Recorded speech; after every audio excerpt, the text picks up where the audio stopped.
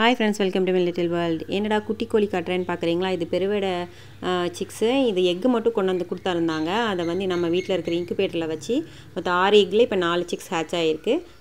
3 weeks இருக்கும். இதுக்கு எப்படி பஜ்ஜீஸை ப்ரீட் பண்ணணும் அப்படின்னா ஆல்ரெடி பார்ட் 1 வீடியோ போட்டிருக்கேன். இது பார்ட் 2 வீடியோ. பார்ட் 1ல் வந்து பேர்டை எப்படி செலக்ட் பண்ணி வாங்கணும், செமி அடல்ட்டு சிக்ஸு. இந்த வீடியோட லிங்க்கை வந்து ஐ பட்டன்லையும் டிஸ்கிரிப்ஷன் கொடுக்குறேன், வேணுங்கிறவங்க பார்த்துவாங்க. இது வந்து பார்ட் 2 வீடியோ. இதில் வந்து எந்த மாதிரி கேஜ் கொடுக்கணும், கேஜுக்குள்ளே என்ன ஐட்டம் வைக்கணும், கேஜ் எங்கே வச்சா ப்ரீடிங் நல்லாயிருக்கும், அதுக்கப்புறம் அதுக்கு என்ன ஃபுட்டு ப்ரொவைட் பண்ணணும், இதெல்லாம் நம்ம இந்த வீடியோவில் பார்க்க போகிறோம். ஃபஸ்ட்டு செலெக்ஷன் ஆஃப் பேர்டு பார்த்துட்டோம். 2 சிக்காக வாங்கிக்கோங்க. நல்லா ஹெல்த்தியாக இருக்கான்னு பார்த்துக்கோங்க. அதோட பூப் ஏரியா க்ளீனாக இருக்கா பாருங்கள், எல்லா லெக்கும் இருக்கான்னு பாருங்கள், நல்லா ஸ்டிக்கில் ஸ்ட்ராங்காக நிற்குதான்னு பாருங்கள். ஐஸு அப்புறம் அது ஃபெதர்ஸ்லாம் ஃபுல்லாக வளர்ந்துருக்கா அப்படின்னு பார்த்துக்கோங்க.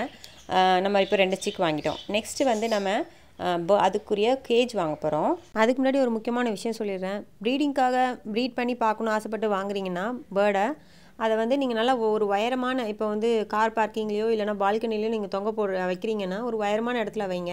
இல்லை நீங்கள் வந்து ஹாலு இல்லைனா வந்து பெட்ரூம் அந்த மாதிரி இடத்துல வச்சிங்கன்னா ஆள் நடமாட்டம் இருக்கும்போது லைட் எப்போவுமே எரிஞ்சிட்டே இருந்துச்சுன்னா பேர்டு ப்ரீடிங் ஆகுறது வந்து கஷ்டம்.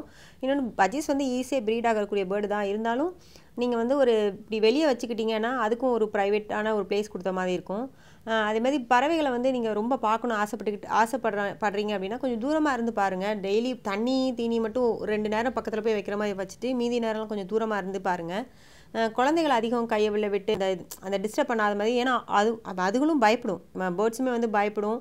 அதனால் நீங்கள் அந்த மாதிரி கொஞ்சம் தள்ளி இருந்து பார்த்தீங்க அப்படின்னா அவங்களும் வந்து பேர்ட்ஸுமே வந்து ஹாப்பியாக அதோடைய ஸ்டேஜ் வரும்போதில் தானாக ப்ரீட் ஆகும். பூனை தொந்தரவு இல்லாமல் பார்த்துக்கோங்க. பூனை வந்து என்ன பண்ணுன்னா அதோட காலை கடிச்சு விட்டு போயிடும். கம்பி உள்ளே தான் இருக்கும், அது தட்டி திறக்க முடியல அப்படின்னா அந்த காலை அது எங்கேயாவது உட்காந்துருந்துன்னா அப்படியே வெயிட் பண்ணி அப்படியே காலை கடிச்சு விட்டு போயிடும். அப்புறம் பேர்டு இறந்து போயிடும். ஈவினிங் 6 மணிக்கு மேலே பேர்ட்ஸ் தூங்கும். லைட் இல்லாத மாதிரி பார்த்துக்கோங்க. அப்படி இல்லைனா லைட்டு போடுற மாதிரி தான் இருக்குது அப்படின்னா நீங்கள் அட்லீஸ்ட் பேர்டோட கேஜை மூடி. பறவைகளுக்கு நிறைய கேஜஸ் விதவிதமாக இருக்குது. ஃபஸ்ட்டு வந்து உட்டன் கேஜ் பார்ப்போம். உட்டன் கேஜில் வந்து சில இதில் க்ரீன் கலர் கம்பி போட்டிருப்பாங்க. அந்த க்ரீன் கலர் கம்பியில் மேலே இருக்கிற அந்த க்ரீன் கலர் வந்து பஜ்ஜீஸ் கடிக்கும். வெறும் கம்பி மட்டும் தான் இருக்கும். சில நேரம் சாப்பிட்டு இறந்து போயிடும். அதனால் க்ரீன் கலர் வாங்காதீங்க. அப்புறம் மெஸ் கேஜி, இது வந்து சைனா கேஜு, இது வந்து ஃபேன்சி கேஜு. ஃபேன்சி கேஜில் நிறைய டிஃப்ரெண்ட்டாக கலர் பார்க்க அழகாக இருக்கும். நீங்கள் எதனாலும் வாங்கிக்கலாம். ஆனால் வாங்கிறது வந்து அகலமாக இருக்கணும், உயரமாக இருக்கக்கூடாது. பேர்ட்ஸ் எப்போவுமே வந்து நம்மளுக்கு மேலேயும் கீழேயும் பறக்கிறத விட சைடில் தான் பறக்கும். அப்போ தான் அது நல்லா ஆக்டிவாக இருக்கும். அதோட விங்ஸ் எல்லாம் நல்லா ஸ்ட்ராங்காக ஹெல்த்தியாக இருக்கும். அதனால் எப்போ பேர்ட் வாங்குறதுனால அகலமாக இருக்கிற மாதிரி கேஜஸ் வாங்கிக்கோங்க. உயரமாக இருக்கிறது மாதிரி வாங்காதீங்க. உயரமும் முக்கியம்தான், அதுக்காக ரொம்ப உயரமாக இருக்கக்கூடாது. நான் அதை தான் சொல்கிறேன். என்ன கேட்டிங்கன்னா வந்து எல்லா கேஜ்லேயுமே வந்து பஜ்ஜீஸ் ப்ரீட் ஆகும். குட்டி கேஜாக இருந்தால் கூட ப்ரீட் ஆக தான் செய்யும். நம்ம கொடுக்குற நீங்கள் ஒரு பேருக்கு நீங்கள் எவ்வளோ பெரிய சைஸ் கேஜ்னாலும் கொடுக்கலாம். அது எவ்வளோ நீங்கள் பெருசாக கொடுக்குறீங்களோ அந்தளவுக்கு பேர்டுடைய ஹெல்த்து நல்லாயிருக்கும். ரொம்ப வருஷம் நம்ம கூட இருக்கும். நீங்கள் ப்ரீட் பண்ணாட்டா கூட இந்த மாதிரி குட்டி கேஜ் கொடுக்காதீங்க. இது பார்த்திங்கன்னா கொஞ்சம் உயரமாக இருக்கும், அகலம் கம்மியாக தான் இருக்கும். எதுக்கு வந்து ப்ரீட் பண்ணாட்டா கூட குட்டி கேஜ் கொடுக்கக்கூடாதுன்னு சொல்கிறேன்னா அதோட டெயில் வந்து அந்த கேஜில் வந்து தட்டிக்கிட்டே இருக்கும். ஏன்னா பஜ்ஜீஸ் பார்த்திங்கன்னா டெயில் நீளமாக இருக்கும், அதனால் டெயில் தட்டிக்கிட்டே இருக்கும். அப்புறம் அந்த டெயில் கீழே விழுந்துடும். பார்க்குறதுக்கு அது பஜ்ஜீஸ்க்குரிய அந்த லாங் டெயில் தான் ரொம்ப அழகாக இருக்கும். அதனால் இந்த டெயில் தட்டி அதோடைய ஃபீச்சரே குறைஞ்ச மாதிரி இருக்கும். அதுக்கப்புறம் அதாவது பறக்க முடியாமல் அப்படியே நின்று அதோடைய லைஃப் ஸ்பேன் ரொம்ப கம்மியாகும். அதனால் நீங்கள் எப்போவுமே அகலமான கேஜ் தான் வாங்குங்க. அது மெஸ் கேஜாக இருந்தாலும் சரி, உட்டன் கேஜாக இருந்தாலும் சரி, எதுவாக இருந்தாலும். ஆனால் அந்த க்ரீன் கலர் கம்பி இருக்கும் இல்லையா, அது வாங்காதீங்க. அதை வந்து பஜ்ஜீஸ் கடிச்சு சாப்பிடும். அது வந்து அப்புறம் செத்து போகிறதுக்கு வாய்ப்பு இருக்குது. இந்த மாதிரி என்கிட்ட வந்து நான் இந்த மாதிரி குட்டி கேஜ் வச்சுருக்கேன். ஆனால் இதில் வந்து நானும் ப்ரீட் பண்ணியிருக்கிறேன். எனக்கு ப்ரீட் ஆகிருக்கு. நான் சொன்ன அந்த டெயில் வந்து மேலுக்கும் இருக்காது, ஃபீமேலுக்கும் இருக்கும். அது பார்க்கும்போது அது தட்டும். அங்கங்கே போகும்போதில் அந்த கேஜில் வந்து தட்டி அந்த டெயில் கீழே வந்து விழுந்துடும்.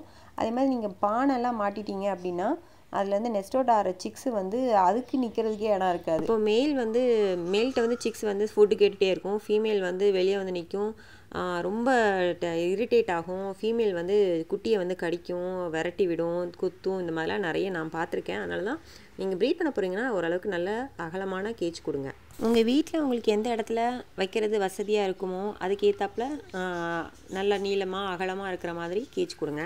அடுத்து கேஜுக்குள்ளே என்ன வைக்கணுங்கிறத பார்ப்போம். நீங்கள் பெட்டாக வளர்க்க போகிறீங்கன்னா நீங்கள் உங்களுக்கு இஷ்டப்பட்ட என்ன அதனாலும் வச்சுக்கலாம், இந்த ஏணி அந்த மாதிரிலாம். ஆனால் ப்ரீட் பண்ண போகிறீங்கன்னா டாய்ஸ் வைக்காதீங்க. அது ரொம்ப டிஸ்ட்ராக்ட் ஆகும்.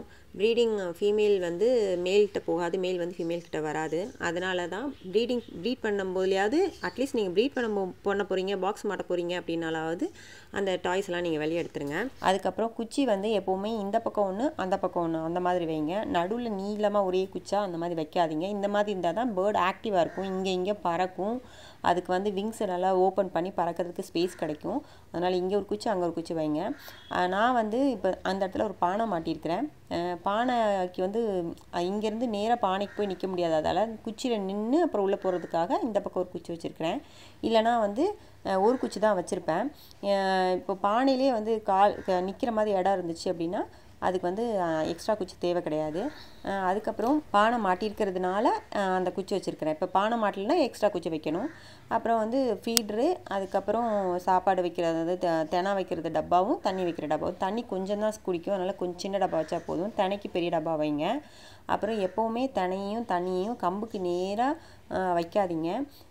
நடுவில் நான் பார்த்தீங்கன்னா தெரியும், எல்லா கேஜ்லையுமே நான் வந்து கார்னரில் தான் வந்து தண்ணி வச்சுருப்பேன். நேராக கம்புக்கு நேராக வச்சிங்கன்னா அதோட பூப் ஏரியா வந்து பூப்பாப்பு வந்து அந்த டப்பாவில் படும்.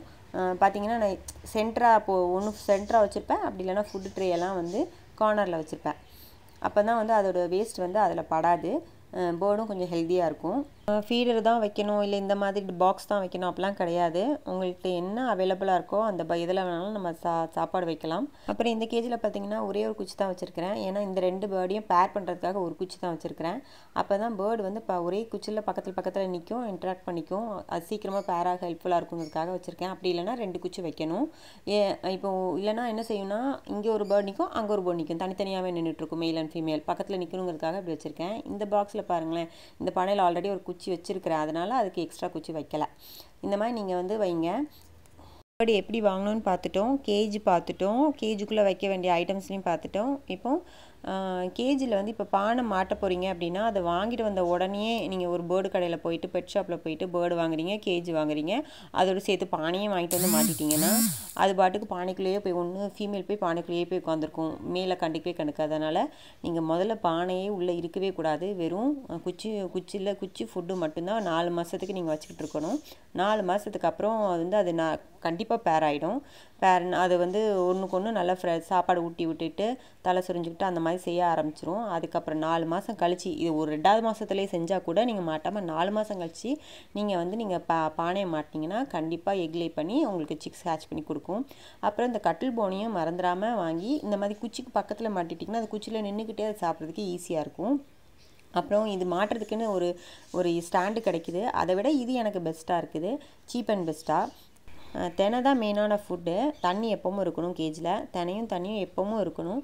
எக்ஸ்ட்ரா ஃபுட்டாக நீங்கள் வந்து ஒரு நாள் கோதுமை நைட்டு ஊற வச்சுட்டு அடுத்த நாள் காலையில் நீங்கள் கழுவி கொடுக்கலாம். ஒரு பேர் தான் வச்சுருக்கீங்க அப்படின்னா 1 ஸ்பூன் கோதுமை போதும், நிறைய தேவை கிடையாது. அது நீங்கள் உங்கள் பேருக்கு எத்தனை பேர் வச்சுருக்கீங்க அதுக்கேற்றாப்புல நீங்கள் வந்து அதை நிறைய வச்சுக்கோங்க. ஒரு நாள் கோதுமை, அப்புறம் ஒரு நாள் கேரட், ஒரு நாள் கோதுமை, ஒரு நாள் பீட்ரூட், ஒரு நாள் கோதுமை, ஒரு நாள் பச்சை பயிறு, ஒரு நாள் கோதுமை, ஒரு நாள் சோளம், ஒரு நாள் கோதுமை, ஒரு நாள் முட்டை. இந்த மாதிரி நீங்கள் ஆல்டர்னேட் டேஸ் மாற்றி கொடுக்கலாம். கீரை வந்து வாரத்தில் ஒரு நாள் கொடுத்தா போதும். சின்ன கொத்தமல்லி கீரைலாம் அதிகமாக கொடுத்தீங்கன்னா அதுக்கு வந்து டிசென்ட்ரி ப்ராப்ளம் வரும். ஆல்மோஸ்ட் எல்லாமே நான் சொல்லிட்டேன்னு நினைக்கிறேன். நீங்கள் ஒரு பேர் வாங்கினீங்கன்னா கூட அந்த ஒரு பேரை நல்ல ஒரு பெரிய கேஜில் வைங்க. அதுக்கப்புறம் அதுக்கு அந்த ஸ்டிக்கு கரெக்டாக, அப்புறம் ஸ்டிக்கோட சைஸ் வந்து ரொம்ப ஒல்லியாக வைக்காதீங்க. நான் என்னோடய கேஜில் இருக்க என்ன சைஸ் பார்த்துக்கோங்க, அந்த மாதிரி ஸ்டிக்கு வாங்கிங்க. நான் கடையில் எந்த ஸ்டிக்குமே வாங்கலை, எல்லாமே வேப்ப மரத்து குச்சி தான் நான் வச்சுருக்கேன். அதுக்கப்புறம் அதுக்கு தேவையான ஃபுட்டு தண்ணி எப்போவுமே வைங்க. அவ்வளோதான் ஃப்ரெண்ட்ஸ், எல்லாம் சொல்லிட்டேன். வேறு ஏதாவது டீட்டெயில்ஸ் வேணால் கமெண்ட் செக்ஷனில் கேளுங்க. Thank you so much.